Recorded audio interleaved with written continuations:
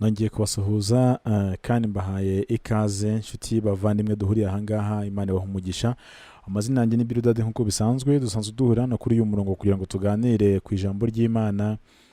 Turi mu bihe bya nyuma aho isi igenda izana byinshi bigiye bitandukanye, ariko n'ubwoko bw'Imana bukaba bugomba kwitondera muri ibyo byinshi bigiye bitandukanye, cyane cyane ibyo twita ngo ni iterambere, haba aho turi, yaba ibyo dukora ndetse n'uko tugenda.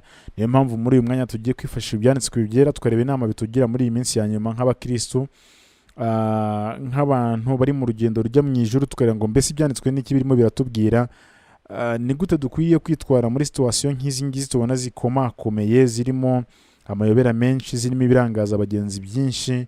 Niyo mpamvu ngira ngo unyemerere uyu mwanya tubane kugira ngo twumve icyo umwuka w'Imana tuganiriza. Mbere ko tuganira, reka tubanze dusenge.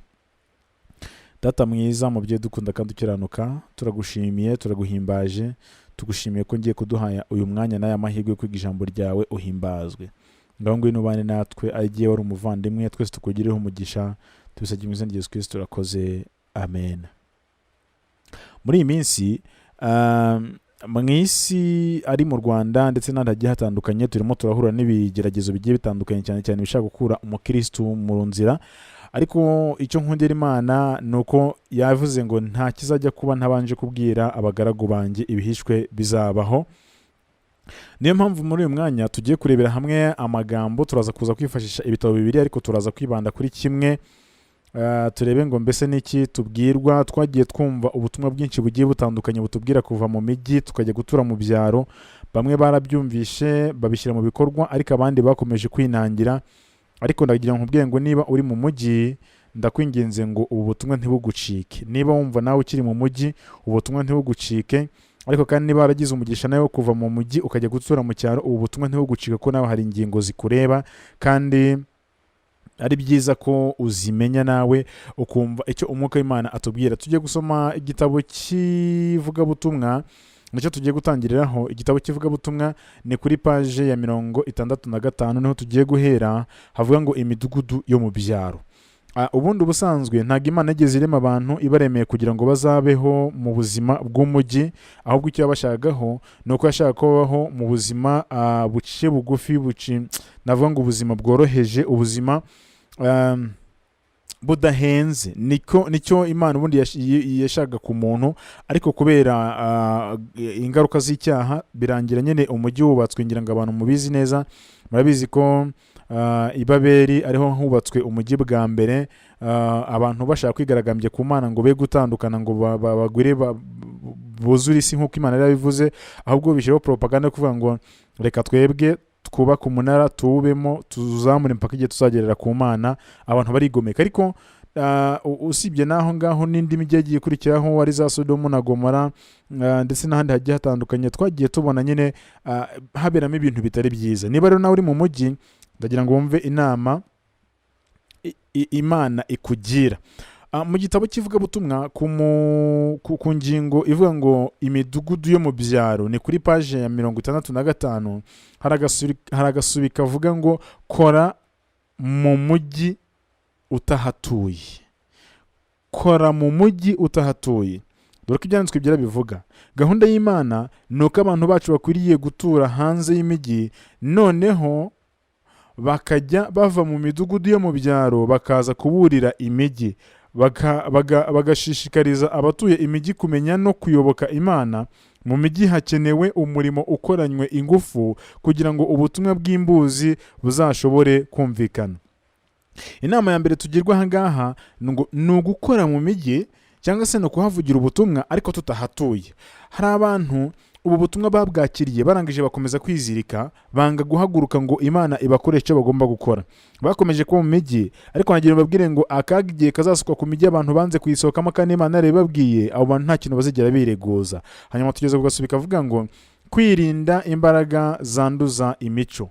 Igihe turiho dutegura igenabikorwa ryerekeye umurimo wo kuburira abatuye mu mijyi, dukwiriye kubikorana ubwenge. Nanone kandi tugomba guhitamo ahantu heza dushobora kurinda ubuzima bw'abana bacu ndetse n'ubwacu, tuburinda imbaraga zihumanya kandi zanduza imico ziboneka aho hantu. ahangaha turimo turabwirwa ko mu gihe turimo turategura ivugabutumwa cyangwa se turi gutegura no kujya mu mijyi, dukwiriye kubanza kureba neza ngo mbese aha hantu ntabwo urubyaro rwacu ruzahangirikira, mbese twebwe ubuzima bwacu bwo buzahagirira ibihe byiza. Hanyuma kugura ibibanza bihendutse mu cyaro, niko gasubi tugezeho. Ndi kugereza kwihuta kugira ngo nibura izi ngingo tuziceho. Ni mu gitabo cy'ivugabutumwa tugeze kuri paji ya 66. Kugura ibibanza bihendutse mu cyaro. Dukwiriye kugira ubwenge nk'inzoka kandi tukaba nk'inuma tutagira amahugu, kugira ngo tubashe kugura ibibanza bya make kandi dufate ingamba zo kubirinda, noneho tukajya tuva mu cyaro tukaza gukora mu mijyi. Ngira ngo ni amagambo yumvikana neza, ni amagambo arimo ibyiringiro, ni amagambo arimo n'ubwenge, atubwira ngo dukwiriye kuva mu mijyi tukajya mu byaro. Ariko nabwo twagera mu byaro tugakora ikiraro bikagenda bite? Twagera mu byaro tukagura ngo amasambu adahenze, turaje turabibona, tukagura amasambu adahenze. Ayo masambu adahenze tukamenya kuyarinda no kuyakorera, nabyo birajyana, ntago ari ukuyagura gusa, ahubwo no kuyakorera nabyo birajyana. Ariko ikibazo kiriho, abantu benshi bari mu mijyi ubu butumwa barabuhinyuye, banze kujya gutura mu byaro. Kandi reka mbabwire, ibihe turi kwinjiramo bigaragaza neza ko abantu mutuye mu mijyi mufite ibibazo bikomeye. Hari byinshi birimo biragotagota abantu batazabona uko basimbuka. Ariko abantu nibura bari mu cyaro barimo barakurikiza inama nk'uko mukabera bivuze, amaburaburize bo hari ukuntu babayeho, hari n'ukuntu bari kwitegura kubaho.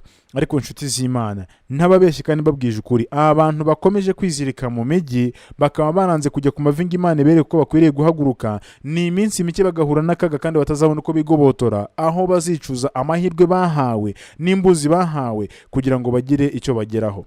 Uburyo bworoshye bwo kugera mu mijyi: mukwiriye gutoranya ahantu abantu bashyira mu gaciro, batari babavugirije, bagashakashaka amasambu mu cyaro, ariko aho umuntu yagera mu mujyi bitamugoye, ahantu hatuje kandi habereye gushyirwa amashuri yo guhuguriramo abakozi mu gihe kigufi, hakaba hashyirwa n'amavuriro y'abarwayi, hakanafashirizwa indembe mu by'umwuka zikeneye kumenya ukuri.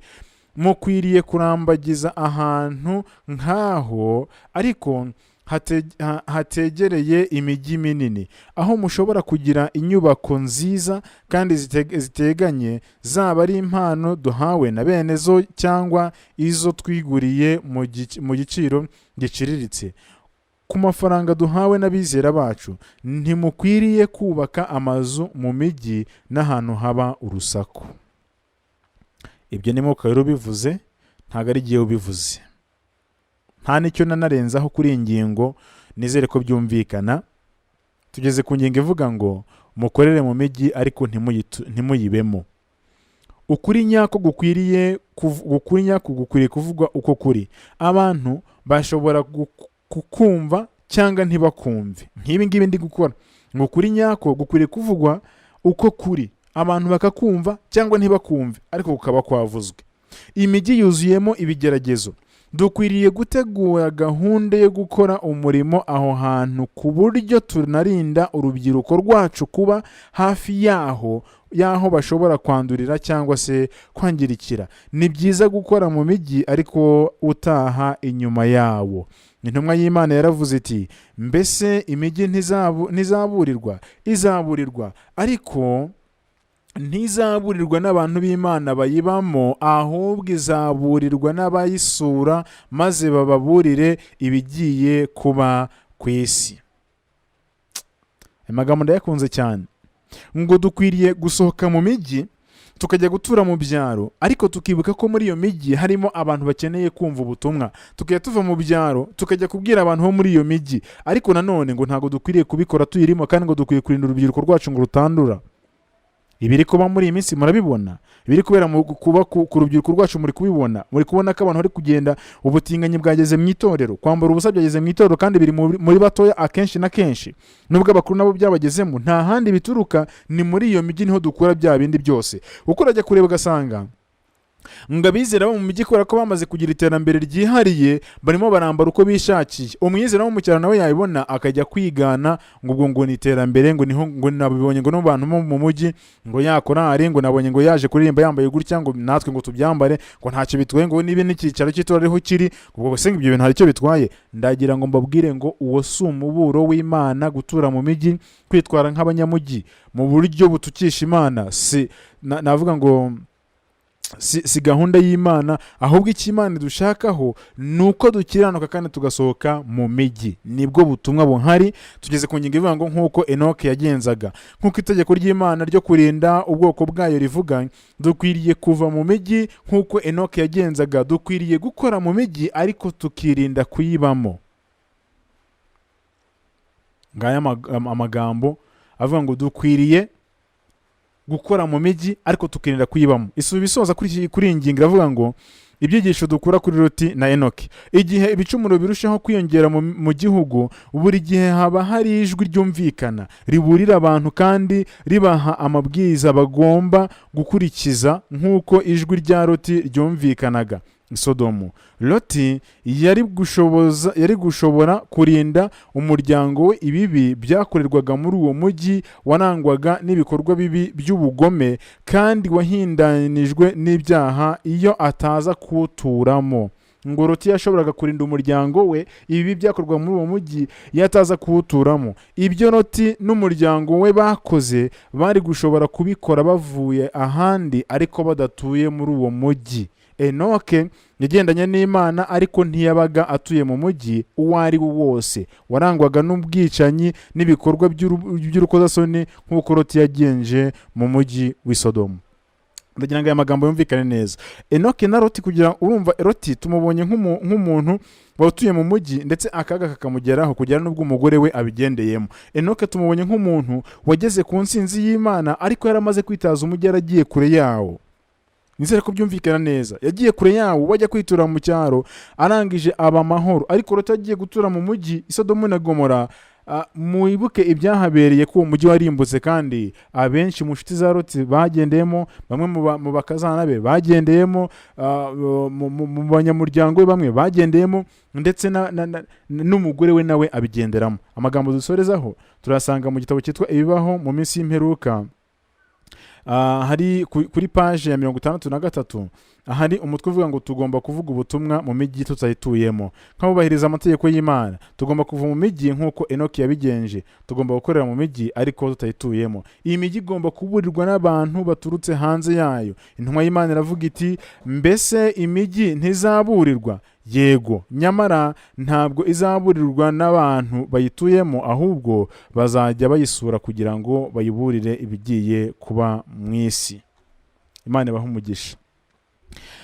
Ngira ngo murabyumvise. Niba nawe ukiziritse mu mujyi, saba Imana ikugire neza, iguha uburyo bwo kugira ngo uve muri uwo mujyi atari wowe hagurukije ahubwo hagurukijwe n'Imana. Kuko akenshi iyo twiremeye inzira ziratuvuna zikatugora zikanatugusha, ariko Imana ari turi imbere ibintu byose bigenda neza. Uwiteka abahe umugisha. Ibitekerezo byanyu birakenewe kugira ngo ibintu byose bigende neza muri komanteri, kugira ngo dukomeze gufashanya kandi mbasaba kugira ngo nimujya mubona ibintu bigenda neza mujye mumfasha gutambutsa ubutumwa mubikorera share kugira ngo nande bubone. Kadusenge kugira ngo Imana iduhane umugisha. Data mwiza, tubonye ubutumwa bwawe butubwira ngo ntidukwiriye kuba mu mijyi, dukwiriye kujya mu cyaro. Nyamara iyo tubitekereje intekerezo zacu twumva bigoye ndetse bitanashoboka, ariko tuzi ko turi kumwe nawe ibintu byose birashoboka. Niyo mpamvu tukwinginze ngo uze ubane natwe, uduhe imbaraga zo kubasha ibyo twumva bidashoboka, utubashishe gufata ibyemezo. Ubone nubwo twaba tubona ko bidashoboka, uduhe kwizera kuri wowe, uduhe gushyira ukwizera kwacu kuri wowe. Ngo ngwino ubane natwe, uduhe umugisha, ukomeze kutubwiriza impano no kutundira ubugingo. Tubisabye mu izina rya Yesu Kristo, turakoze. Amen.